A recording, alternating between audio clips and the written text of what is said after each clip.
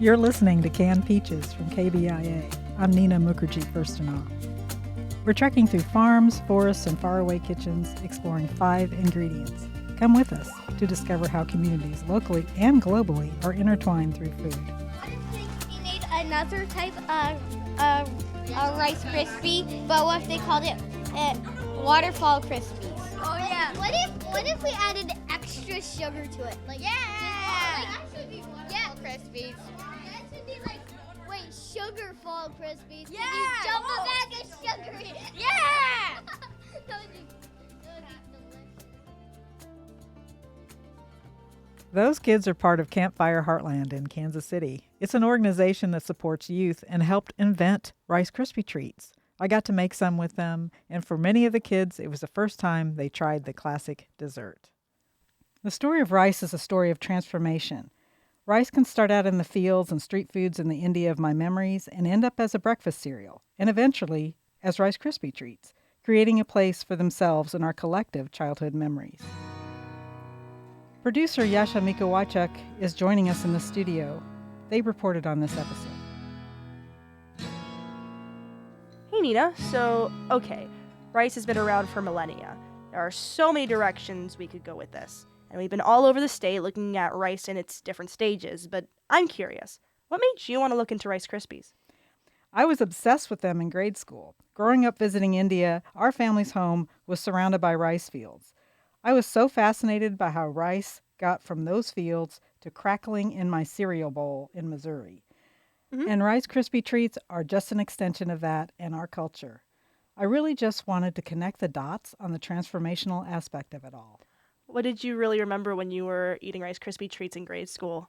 Well, I remember reading the back of a cereal box, actually, and being fascinated with whatever was going on the cardboard. But the treat itself was something, biting into and pulling it away from your lips and having that slightly sticky feeling. Plus, it was sweet. Did your hands ever get too sticky? Like, were you one of those kids who, yeah. you were like, ooh, gross? Well, I don't know if I was grossed out by it. I kind of thought that was awesome. You thought it was cool? Yeah. I would say with all the research I've done for rice in here, I've still never had a Rice Krispie treat in my life. I've had Rice Krispie cereal and everything along those lines, but I haven't had the Rice Krispie treats of so many people's childhoods. Oh my goodness. Well, we have to correct that. Yeah, man, I got to get on that. So, all right, let's go back to the beginning. I know rice likely originated in Asia thousands of years ago. So how did the crop get here to the United States? Well, archaeologists have found rice grains in sites dating back to 7000 BC and older in some studies in the lower and middle Yangtze River Valley of China. But rice wasn't used in the U.S. until the 1600s. It was such a popular crop that it came here in a bunch of ways. We see rice coming through the Carolinas in the 1600s as a part of the slave trade, and the people who were enslaved with rice-growing knowledge were in demand as they made more and more planters rich with the crop. When the Ojibwe community arrived to what is now Minnesota in the 1600s, they relied on the wild rice native to North America, which is a complete different species. So when did rice become an actual industry here? Rice took off commercially from the 1720s to 1860 when no other commodity was remotely as important to the region, the Low Country, as rice produced by manual forced labor.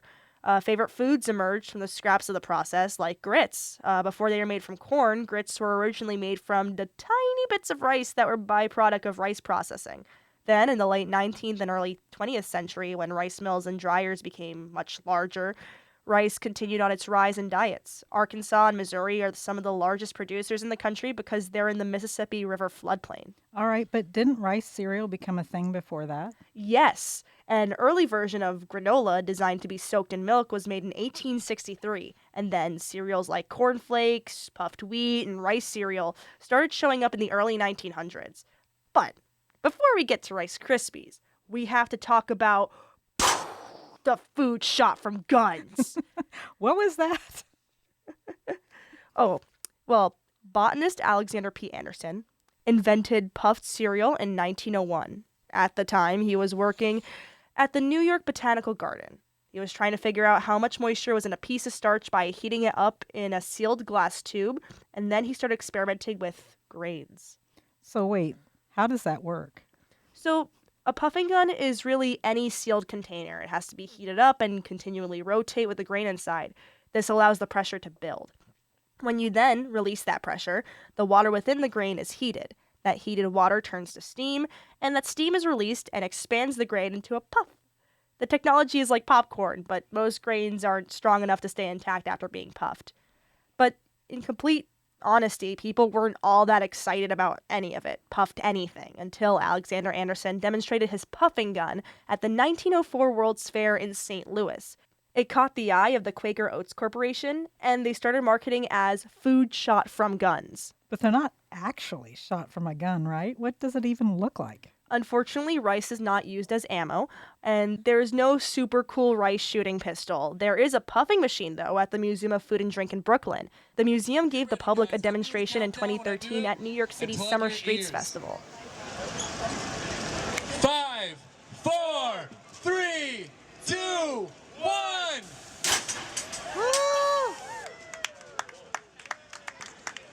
Boom! Okay, now that I'm watching this video, it looks like a giant mesh cage, and the grain explodes from the ceiling. Yeah, the actual puffing mechanism is on the roof of the cage. Someone has to be on top to release the pressure. The cage catches the grain. Canned Peaches producer Lauren Hines Acosta spoke with Dave Arnold about this machine.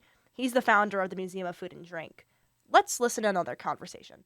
So you wait for it. It comes up around. As it's coming up around, you turn off the motor and you engage the brake, and you point the door down. Then you take a big pipe and you go it's like a super heavy baseball bat. It's about yay long, and you go bang, and you hit this little like arm, and that trips the door open. The door immediately goes swings open, and boom. And then it comes out in a big cone of puff cereal. So you have to have something to catch it. Otherwise it just goes everywhere. And it makes this big awesome concussive force. How does puffed rice connect people, if at all? I think what's interesting about ready-to-eat breakfast cereal in general, right, is that it's one of those things that you can't help but be exposed to in the United States. We all have this thing in our background, even if we don't like it. You know what I mean?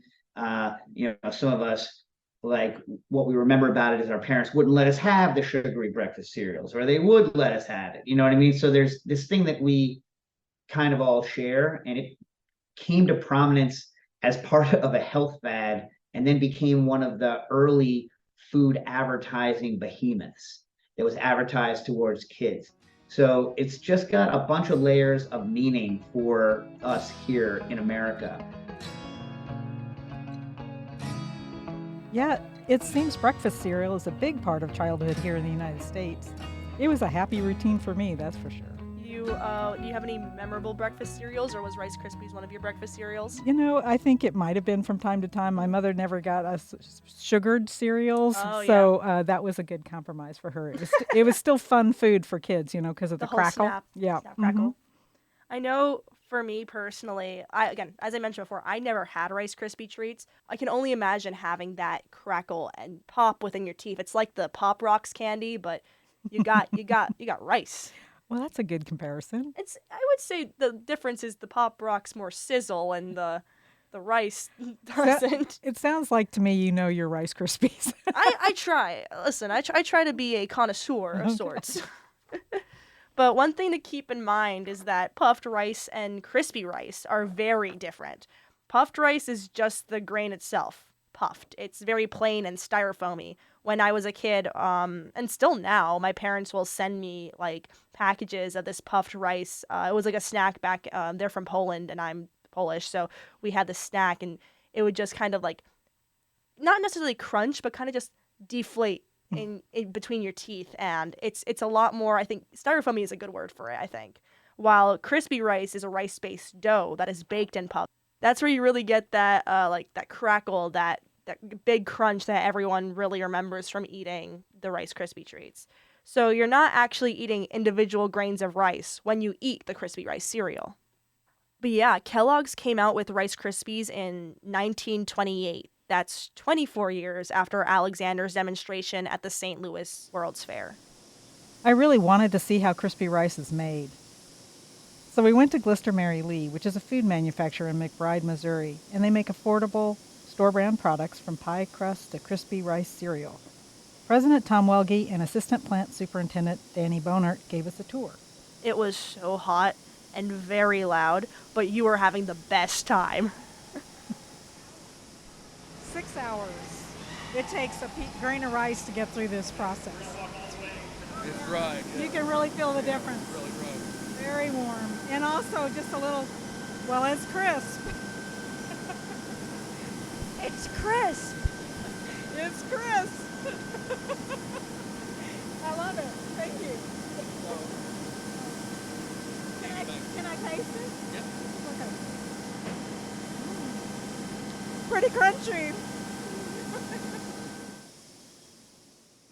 Compared to that room, it's like calm in here. Yeah. And cool. Yeah. I think any place that makes pie crust is like really a happy place. Be happy about when pie crusts come off a line. I mean, just waiting for that filling, you know. So here's fresh marshmallows and fresh crisp rice for you. Oh my gosh! So thank you so much. we sell a couple of restaurant customers crisp rice and marshmallows, and there's a restaurant chain focused on pasta. They have these brick size Rice Krispie treats as a dessert that they sell. It's one of their best items, so we provide them the crisp rice and the marshmallows, and they make the treats there. Who's that? Can't tell you.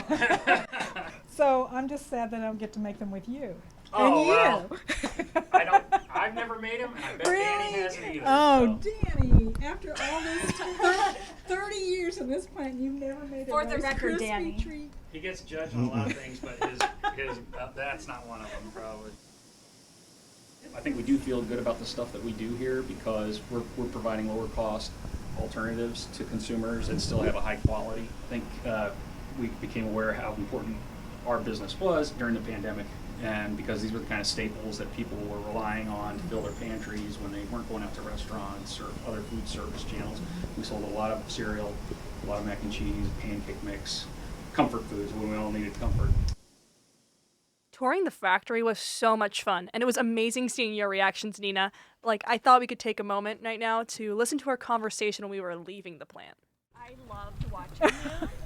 I am such a nerd when it comes to this sort of The thing. way you're walking out with like 3 boxes of crispy, 4 boxes, sorry. The one you got hot off the press. I too. know. I mean, I'm telling you, this is valuable commodity There here. you go. And you got marshmallows too. Whew. Well, that was sweet of them, literally. It's a whole like DIY making it yourself. I know. Very exciting. What was your favorite part of it? Oh. You know, I really enjoy seeing the different stages and the sounds and the textures and feeling the warm, crisp rice in my hand. And the smell of that factory, it smelled awesome. Didn't it make you just want to have breakfast? Honestly.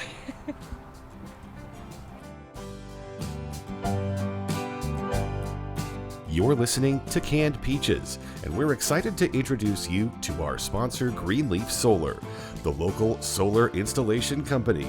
Greenleaf Solar is your trusted partner in the quest to lower your carbon footprint and trim those electrical expenses, catering to both residents and businesses. The best part, they offer complimentary consultations and a 10-year done-right guarantee on all installs. To embark on the journey towards a cleaner, more affordable energy future, Google Greenleaf Solar. Let Greenleaf Solar guide you in making a meaningful impact today.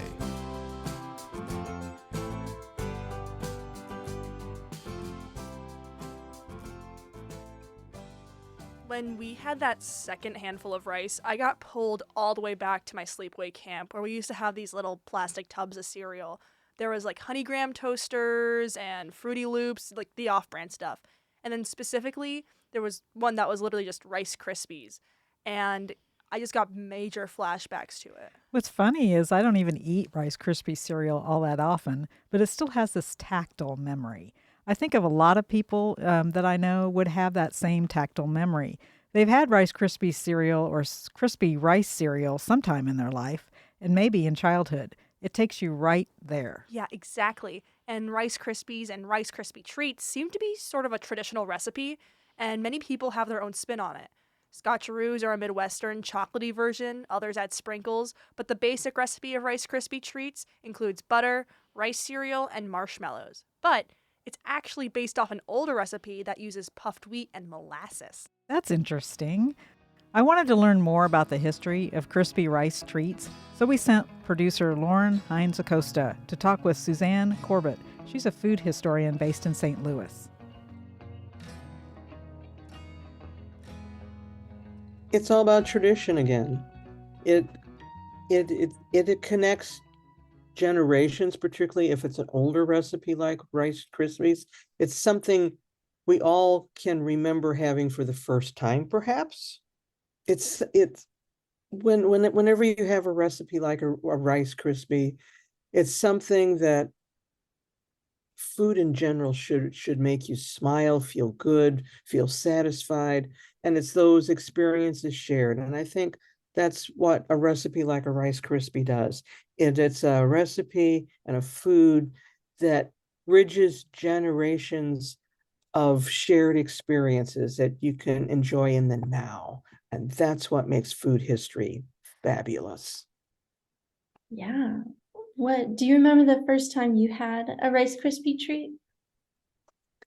I think I do. It was at a church event, if I recall. It was like one of those vacation Bible school things, and it was one of those treats that came in the 9x13 aluminum pans, and I never saw anything like it before in my life. I never knew anything about marshmallow cream, and just remembered that it was delightfully sticky and sweet and had that little gooiness to it when you pulled it apart, and you could enjoy it in the summertime and you didn't have to worry about it melting or anything like that. And it was just a delight.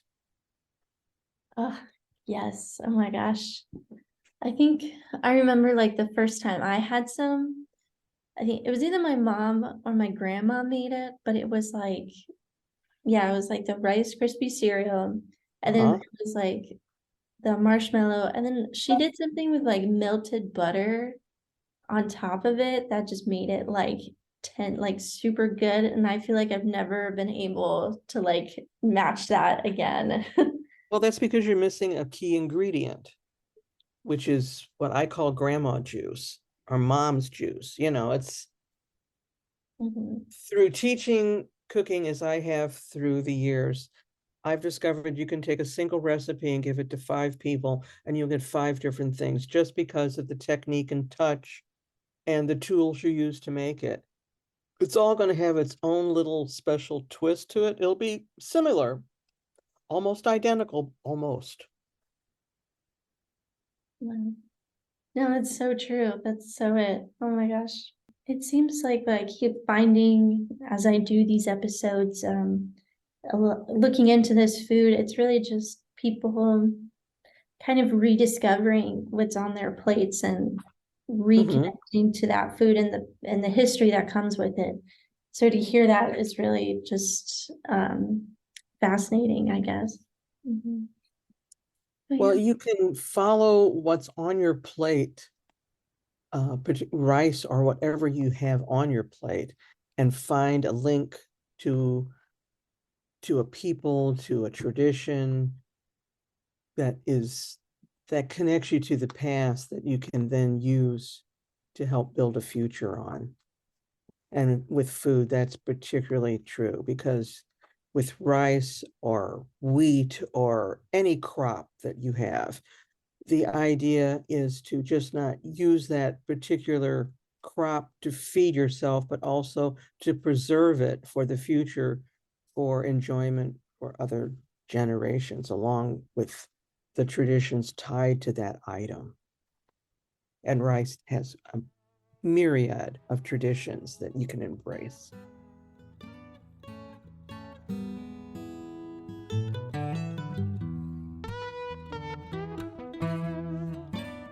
Like I said at the beginning of this episode, I'm really interested in how we take food and transform it in so many ways. Not only in the place it grows, but in its form. But Nina, we still don't know. How did Rice Krispie treats come about anyway? The recipe as we know it was developed by Mildred Day, who was a Kellogg's employee. And Camp Fire Heartland, the youth organization we learned about earlier, reached out to Kellogg's for fundraising ideas. So Mildred brought them the Rice Krispie treat recipe to help the Camp Fire kids sell treats door to door. It's like those Girl Scout cookies you can find, like the Savannah Smiles or the Thin Mints, but they're Rice Krispies. Like, I personally think that would be a great addition to their roster. Well, I think if a small person came up to me with Rice Krispie treats, I would probably be very happy to get them. Get them by the dozen, you know? Actually, any size person bringing me Rice Krispie treats would be just fine. So I wanted to try some. So producer Janet Saidi and I drove out there to make some Rice Krispies with the Camp Fire kids. Erin Boleen and her husband Jonathan Overall. Erin is the executive director of Camp Fire Heartland. How was it? Did you think it went smoothly? I thought it went great. It was just so much fun. I can't wait to hear it. Okay, hi everybody. Are you guys ready to make Rice Krispie treats? Yeah. Why do they call them Rice Krispie treats? Do you have a name you'd like better? I don't know. I can't really think. I would say yummy. I would say yummy. Yummy? It's Yummy so what? tempting. Just call them yummy? Yummy Krispie treats or something. I like that too. Rice Krispie treats because they aren't even made out of rice at all. Yummy treats. This is rice. This actually is rice. Nina and I Yeah, it's puffed rice. went to a factory where they cooked the rice and made it crispy. So it is actually rice, but it's crisp. Oh, that's why you call it Rice Krispie treats. Yeah. These should be actually yummy treats, like because they're super yummy. Janet, there's an art to stirring these marshmallows. And I'm telling you, these folks at Camp Fire are expert stirrers. Look at them go. You gotta stay on top of this. I'm gonna have really strong biceps at the end of this. Who knew marshmallows took so much stirring? I mean, I didn't remember that. I know. I promise we didn't freeze these last night.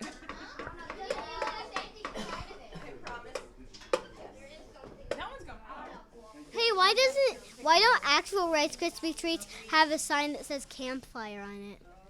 Can I have gloves? You should do that. They should do that. Oh my goodness, those kids are cute. Listen to those voices.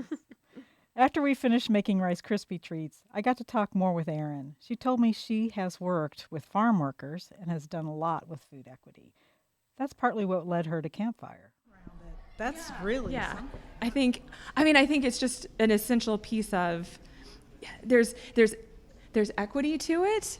Every kid gets a dinner, whether they would get a dinner at home or not get a dinner at home, and we make sure that it's good food. The people that we partner with is called Total Man, and it's handmade, warm, hot, really good food, and that's just such a critical piece of. I love this idea of food equity with your programming. That's really it just takes it to another level when you think about it that way. Mm-hmm.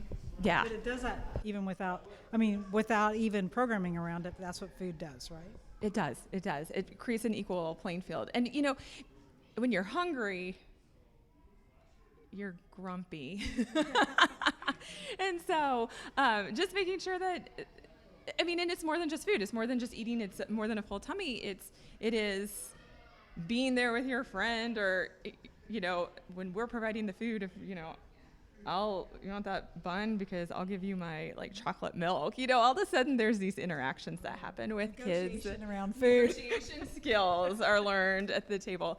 But yeah, just that sense of community and family and laughter that comes with just sitting at the table with somebody over a meal.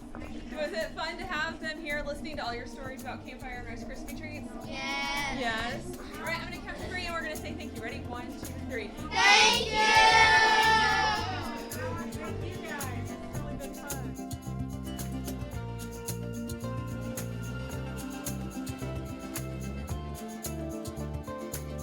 Rice, like many foods we explore, changes based on culture and community. We change it together. The transformational power of food connects us to our past and our future. Canned Peaches is produced by Lauren Hines Acosta, Janet Saidi, and me, Nina Mukerjee Furstenau, with production help from Yashamiko Wychek and Alex Cox. The series is written by Lauren Hines Acosta and Janet Saidi. Our editor is Aaron Hay. Thanks to Yashamiko Wychek for co-hosting this episode with me. Canned Peaches is a project of the Missouri News Network at the Missouri School of Journalism, Vox Magazine, Harvest Public Media, and KBIA. Our engagement and outreach team is led by Jessica Von Martin, Cassidy Arena, and Professor Kara Ederson. Special thanks to Harvest Public Media's Maria Altman, Vox Magazine's Heather Isherwood, and the Missouri School of Journalism Lee Hill's Chair in Free Press Studies, Professor Kathy Kiley. Canned Peaches is produced with support from the Missouri Humanities and the Missouri Humanities Trust Fund. On Canned Peaches, we're exploring how we're all connected through the food on our plates. For more episodes, go to kbia.org. And you can see more stories from Canned Peaches at voxmagazine.com. I'm Nina Mukerjee Furstenau. Thanks for listening. See you next time. Okay, Yasha. Okay. I heard during this episode that you have never tasted a Rice Krispie treat, so your time has come. My time has come. Oh dear. Oh, this is okay. Okay. It's so big. I remember seeing like the packets that you would get like at the store, and they're like, oh, this is different. Yeah, this is at least 2 inches massive. thick. Mhm. Yeah, this is huge. Okay. It's a lot squishier than I thought it would be. Soft. Yeah, it's sticky. well, I have plastic wrap on it so I don't get my hands sticky, but yes, very sticky. All right. Okay.